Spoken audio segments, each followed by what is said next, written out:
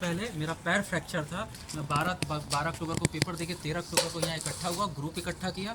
हम वीरेंद्र और ये विभव मिलके सब लोगों को कागज़ इकट्ठा किया, भागते हुए लखनऊ गए थे 14 तारीख को, और लॉयर से बात किया। फिर उसके बाद चीज़ें स्टार्ट की, सारी चीज़ें प्रोसेस की।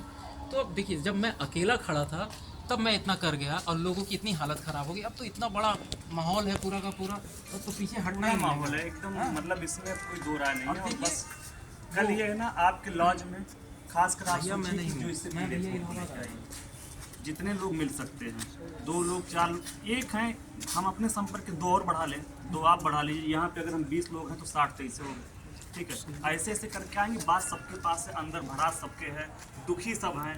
बस उसको सही डायरेक्शन देने की जरूरत है, वो डायरेक्शन मिल चुका है। आज के टाइम में माइग्रेशन इतना बड़ा टॉपिक है कि जितने भी लोग हैं, चाहे EWS, OBC, SC, ST, physical handicap, चाहे जनरल कैटेगरी, अच्छा, चाहे यहाँ के सभी लोग हमारे सपोर्ट में थे। से बहुत सारे लोग इफेक्ट भी हुए हैं। बहुत सारे लोग। दूसरी बात यह है, जिनको लग रहा जो हमारा मुद्दा इस कारण से नहीं उठा रहे हैं कि उनका फायदा है।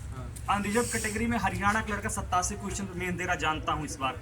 MP का लड़का 89 क्वेश्चन दे रहा। कैसे उनको लग रहा है कि उनका फायदा हो रहा है? अरे 131 नंबर भाई, उनके बीच से भी लड़कों का नहीं हुआ है ना। जो दुखी है उनको भी नहीं पता मेरा 92 क्यों नहीं हुआ है। रियलिटी है। तो क्या भरोसा है कि जो 40% अनरिजर्व कैटेगरी, उसमें 20% बाहरी लड़के नहीं आ रहे हैं, बाहरी स्टेट। बिल्कुल आ रहे हैं। कौन सा?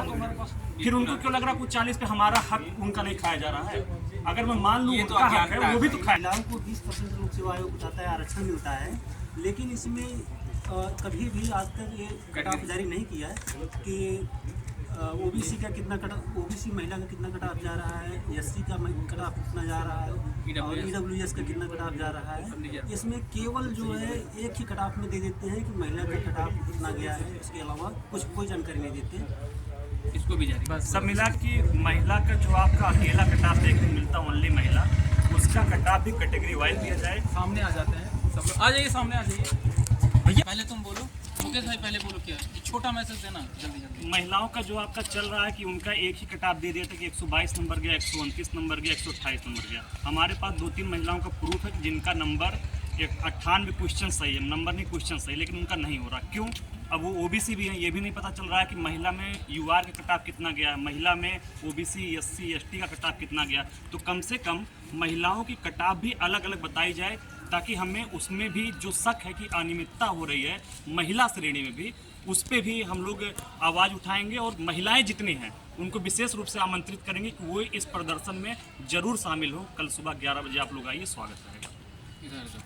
मैं विवेक यादव, और हम लोग सब पूरे के पूरे लोगों ने मिल के इस माइग्रेशन इशू को उठाया है, और आज ये नेशनल मुद्दा बन चुका है कि यूपी में जिस तरीके से यूपी PSC आयोग कर रहा है, हर एक वैकेंसी पे, चाहे GIC हो, चाहे LT ग्रेड हो, चाहे UP PCS हो, चाहे RO के एग्ज़ाम में जो माइग्रेशन रोका गया, उससे सबसे ज़्यादा अफेक्ट हुए हैं EWS, OBC, SC, ST, physical handicap और हमारे यूपी के जनरल कैंडिडेट भी, क्योंकि यहाँ कोई डोमिसाइल पॉलिसी है नहीं। तो कितने स्टूडेंट यहाँ यूपी में आ रहे हैं कम नंबर पाकर, ये किसी को नहीं पता है। मेरे पास तो प्रूफ है, मैंने हाई कोर्ट में लगा दिया।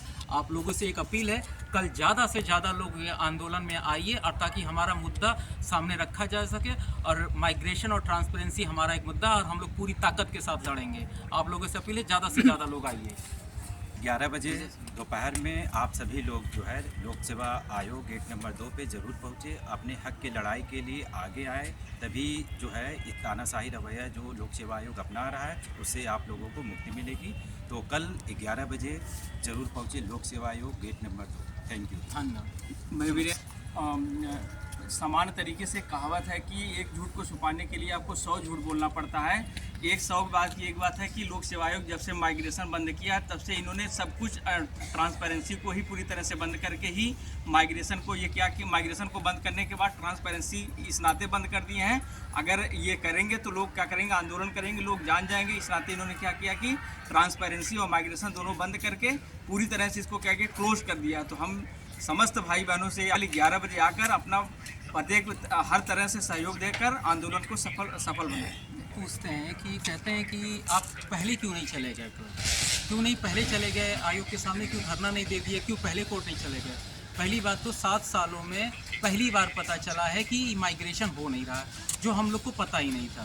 इस वजह से अब कोर्ट जाने के बाद ही पता चला है, क्योंकि आयोग ने ना कोई विज्ञप्ति निकाली, ना कोई सूचना दिया और ना हमें शासन स्तर पे बताया गया कि माइग्रेशन रोक दिया गया।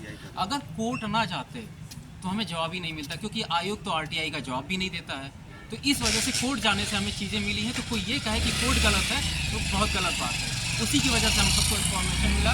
तो हम आपसे रिक्वेस्ट करेंगे कि ज़्यादा से ज़्यादा कल लोग आइए और हम पूरी ताकत के साथ और पूरी मजबूती के साथ लड़ेंगे और हम लोग फ्रंट पे रहेंगे। धन्यवाद। आप लोगों को ये भी बता देना चाहता हूँ कि 6 दिसंबर को उत्तराखंड लोक सेवा आयोग का मेंस का पेपर था, उसी 5 दिसंबर को वहाँ का हाई कोर्ट ने क्या किया, उस पर रोक लगा दी।